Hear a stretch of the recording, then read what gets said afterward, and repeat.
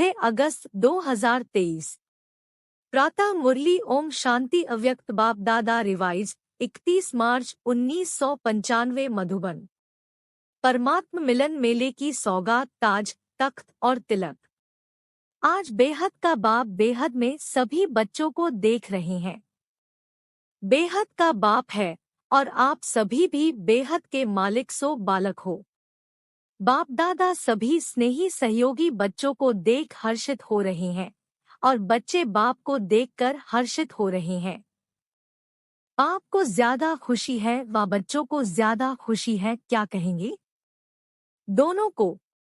इसको कहा जाता है परमात्म मिलन मेला। मेले तो बहुत होते ही हैं, लेकिन परमात्म मिलन मेला एक ही संगमयुग पर होता है। सारे कल्प में नहीं हो सकता है। अब हो रहा है और होगा। आप सबको भी मेला अच्छा लग रहा है ना? बाप दादा तो बच्चों के भाग्य को देख हर्षित होते हैं और दिल में गीत गाते हैं, वाह बच्चे वाह। जो भाग्य स्वप्न में भी न था, संकल्प में भी नहीं था, लेकिन अब साकार में श्रेष्ठ भाग्य अनुभव कर रहे हैं। हर एक के मस्तक पर श्रेष्ठ भाग्य की लकीर चमक रही है। सभी चमकते हुए सितारे हो ना? अपना ये श्रेष्ठ भाग्य स्मृति में रहता है ना? क्यों श्रेष्ठ भाग्य है? क्योंकि भाग्य विधाता द्वारा आप भाग्यवान आत्माओं का दिव्य ब्राह्मण जन्म हुआ है। बाप को भी भाग्य विधाता कहते हैं और ब्रह्मा को भी भाग्य विधाता कहते हैं। और आप सबका जन्म बाप दादा द्वारा हुआ है। तो जिसका बाप स्वयं भाग्य विधाता है, उसका भाग्य कितना श्रेष्ठ होगा। परमात्म मिलन मना रहे हो ना? डबल फॉरेनर्स से ये भी मना रहे हैं। बेहद के मेले में अगर डबल विदेशी नहीं होते तो बेहद का नहीं कहा जाता। तो आप लोगों का भी विशेष पाठ है, जो बाप और सर्व बच्चे देख देख हर्षित होते हैं। भाग्य विधाता द्वारा जन्म होना ये सबसे नंबर 1 भाग्य है। साथ साथ सारे कल्प में किसी भी जन्म में एक ही परमात्मा बाप भी बने, शिक्षक भी बने, सद्गुरु भी बने और सर्व संबंध भी निभाए, ऐसा सतयुग से कलयुग तक किसको भाग्य मिला है? और अभी आपको मिला है। अभी आप निश्चय और नशे से कहते हो कि हमारा पालनहार परम आत्मा है। दुनिया वाले कहने मात्र कहते हैं कि परमात्मा ही पाल रहा है, लेकिन आप प्रैक्टिकल अनुभव से कहते हो कि परमात्मा बाप है और बाप ही पालनहार है, पालना कर रहे हैं। नशा है ना या थोड़ा थोड़ा भूल जाते हो? चलते चलते अपने श्रेष्ठ भाग्य को साधारण समझ लेते हो, है श्रेष्ठ लेकिन समझ साधारण लेते हो। इसलिए जो नशा और खुशी की झलक सदा होनी चाहिए, वह नहीं रहती। वैसे एक सेकेंड भी भूल नहीं सकते, लेकिन कॉमन समझ लेते हो कि बाप मिल गया, हमारा हो गया, हम भी बाप के हो गए। जब हमारा है तो नशा फखुर होना चाहिए ना? लेकिन कभी ऊंचा तो कभी मध्यम, कभी साधारण हो जाता है। सोचो, हमारा बाप परम आत्मा है और फिर शिक्षक डायरेक्ट परम आत्मा है। क्या शिक्षा दी? आपको क्या बना दिया? त्रिनेत्री, त्रिकालदर्शी, त्रिलोकीनाथ। ऐसी कोई पढ़ाई पढ़ता है? अभी तक ये डिग्री सुनी है? जज, बैरिस्टर, डॉक्टर, इंजीनियर, ये तो सब डिग्रीज देखी है, लेकिन त्रिलोकीनाथ, त्रिकालदर्शी, त्रिनेत्री, नॉलेजफुल, ऐसी डिग्री देखी है? वापस से कलयुग तक किसको मिली है? आपको मिली थी। आपने भी तो 63 जन्म लिए हैं, तो न किसको मिली है न मिली है। ऐसा शिक्षक हमारा है। साइंस वाले साइंस की कितनी भी योजना करे तो भी त्रिलोक तक नहीं पहुंच सकते। तीनों लोकों का नॉलेज प्राप्त हो नहीं सकता। और आप में तो 5 वर्ष का बच्चा भी 3 लोकों की नॉलेज देता है। वो भी फलक से कहेगा हाँ, सूक्ष्म वतन है, मूल वतन है। तो परम आत्मा शिक्षक भी है। श्रेष्ठ शिक्षा से ये डिग्री तो प्राप्त कराई, लेकिन दुनिया में सबसे बड़ा पद राज्य पद होता है। तो पढ़ाई से पद भी मिलता है ना। तो आपको राजा बनाया है। अभी राजा हो या बनना है? हो राजा और बैठे पट में हो। पक्का मकान भी नहीं, टेंट में बैठे हो। तो देखो, श्रेष्ठ में श्रेष्ठ पद राजपद है। अभी भी स्वराज्य अधिकारी हो और भविष्य में भी विश्व राज्य अधिकारी बनना ही है। ये पक्का है ना? किसको राज्य करना है? आप राज्य करेंगे कि आपके ऊपर कोई राजा राज्य करेगा? नहीं, ये सब इतने राजा बन जाएंगे, इतने सब राज्य करेंगे। प्रजा भी तैयार की है या अपने ऊपर ही राज्य करेंगे? तो अपना भाग्य देखो। परम आत्मा मेरा शिक्षक है, राज्य पद देने वाला। और फिर सद्गुरु बन। गुरु क्या करते हैं? मंत्र देते हैं ना। तो सद्गुरु ने क्या मंत्र दिया? मनमना भव। सद्गुरु द्वारा महामंत्र भी मिला और सर्व वरदान भी मिले। कितने वरदान मिले हैं? वरदानों की लिस्ट देखो कितनी लंबी है। रोज वरदान मिलता है ना। कितने समय से मिल रहे हैं? इतने वरदान कोई भी फॉलोअर को कोई गुरु दे ही नहीं सकते। ऐसा सद्गुरु जो रोज वरदान दे, ऐसा देखा? अभी नशा है ना? हाँ जी, बहुत अच्छा। सदा रखना। ऐसे नहीं, यहाँ से बस में जाओ तो नशा उतरना शुरू हो जाए। सदा बढ़ता रहे। बाप दादा सभी बच्चों को सदा ही हर सब्जेक्ट में नंबर 1 देखना चाहते हैं। तो नंबर 1 हो कि अभी बनना है? नशे से कहो कि हम नहीं होंगे तो कौन होगा? विदेशियों को डबल नशा है ना। अच्छा है। बाप भी खुश होते हैं कि एक एक मेरा बच्चा राजा बच्चा है। प्रजा नहीं है। प्रजा तो पीछे आने वाली है। आप तो फिर भी लक्की हो जो इतना भी मिलने का चांस मिला है। टेंट में रहना पड़ा तो क्या हुआ? मिट्टी पर तो नहीं सो रहे हो ना, गदेले पर सो रहे हो। ब्रह्मा भोजन तो अच्छा मिलता है ना। मिट्टी वाला तो नहीं मिलता। प्यार से खाते हो ना। थोड़ा बहुत तो होता ही है, होना ही है। क्यों? माया और प्रभु का खेल साथ साथ चल रहा है। अगर परमात्मा द्वारा मेला हुआ तो माया भी झमेला जरूर करती है। आपका काम है मेला करना, उसका काम है झमेला करना। तो झमेला भी हुआ और मेला भी हुआ। किसी ने कहा आंधी चली, कोई बात नहीं। आपके पुरुषार्थ की आंधी है और ये हवा की आंधी है। घबराते तो नहीं हो ना कि क्या हो गया? नहीं, आंधी आए या बरसात आए, कितनी भी हलचल हो, लेकिन आपका मन अचल है ना। माताएं घबरा तो नहीं गई, टेंट उड़ गया, क्या करें? थोड़ा थोड़ा घबराए, क्या होगा? तबीयत अच्छी रहेगी, नहीं रहेगी? कुछ भी हो, भक्ति से तो धक्के और मेहनत कम ही है ना। भक्ति के धक्के तो नहीं खाते हो ना, मजे में रहते हो ना।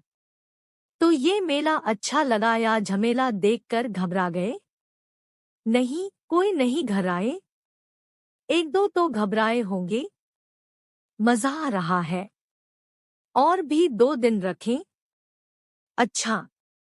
बाप दादा भी माया का झमेला देख चक्कर लगाते रहते हैं। खेल देखते हैं बच्चे क्या करते हैं और माया क्या करती है। बाप दादा को बच्चों का स्नेह देख खुशी है। स्नेह ने मेला रचाया है। बाप का भी स्नेह है तो बच्चों का भी स्नेह है, दोनों मिल गए तो क्या हो गया? मेला। दृश्य भी कितना अच्छा लग रहा है। ऐसा कभी सोचा था इतना बड़ा परिवार मिलेगा? और इतना परिवार किसको होगा? आपके घर कितने हैं? एक है। और आपके सेवा के स्थान कितने हैं? अनेक है। तो उसको भी तो बाबा का घर कहते हो ना। तो बाबा का घर आपका घर है। दुनिया कहती है घर बार छोड़ते हैं, और आपने कितने घर बनाए हैं, गिनती नहीं कर सकते हो, याद रखना पड़ता है। तो ये छोड़ना नहीं है, बनाना है। और परिवार को छोड़ा है या परिवार इतना बड़ा बनाया है जो मिलना ही मुश्किल होता है। सारे ब्राह्मण जितने भी जहां भी हैं, एक स्थान पर मिल सकते हैं।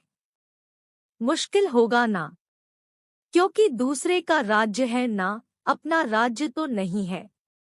लेकिन बाप मिला, बेहद का परिवार मिला, तो बेहद को याद करने से बेहद की खुशी, बेहद का नशा होगा।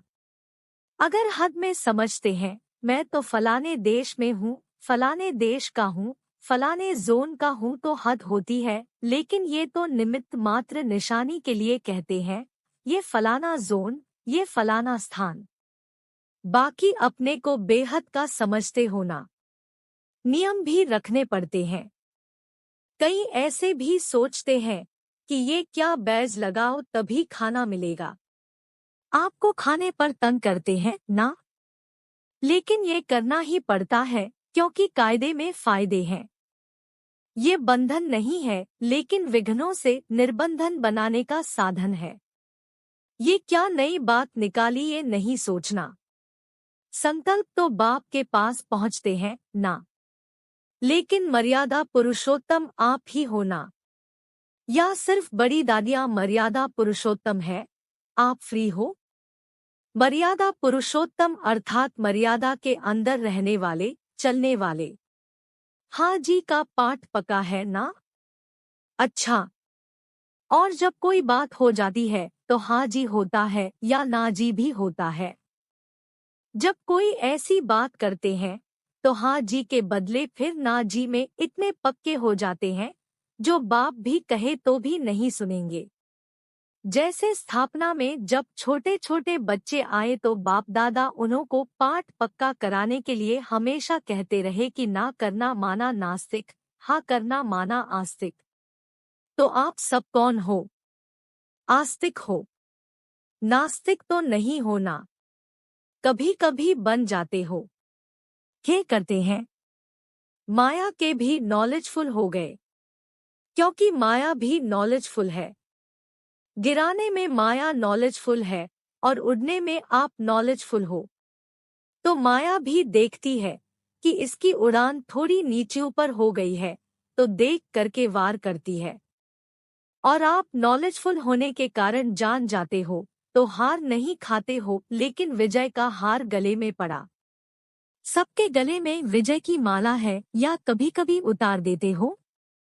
अच्छा, पीछे वाले मौज में हो। यह भी मधुबन की ही एरिया हुई ना, तो सिवाय मधुबन के और कहाँ इतना बड़ा मेला हो सकता है? नहीं हो सकता ना।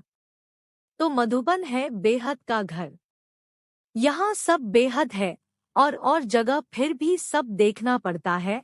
और यहाँ संकल्प किया और हो गया, तो सभी अपने भाग्य द्वारा परमात्म मेले में पहुँच गए। जो पहले बारी इस कल्प में आए हैं वो हाथ उठाओ। करीब 13 से 14 हजार भाई बहनों की सभा है, उसमें बहुत से नए भाई बहनें हैं। अच्छा है, टीवी में देख रहे हो। ये भी देखो, मेजॉरिटी साइंस के साधन अभी भी निकले हैं। कुछ वर्ष पहले ये साइंस के साधन भी नहीं थे, लेकिन किसके लिए निकले हैं? आपके लिए। बाप दादा भी साइंस वाले बच्चों को मुबारक देते हैं, क्योंकि बाप के बच्चे उससे सुख तो ले रहे हैं ना। तो कितना अच्छा लग रहा है। लेकिन बाप दादा अब क्या चाहते हैं? स्थापना हुए कितने वर्ष हो गए? डायमंड जुबली मनाने की तैयारी कर रहे हो, तो बाप दादा ने अभी सभी बच्चों को राजा बच्चे कहा ना, सब राजा है। राजा तख्त नशीन होता है ना। राज्य की निशानी ताज, तख्त और तिलक होता है।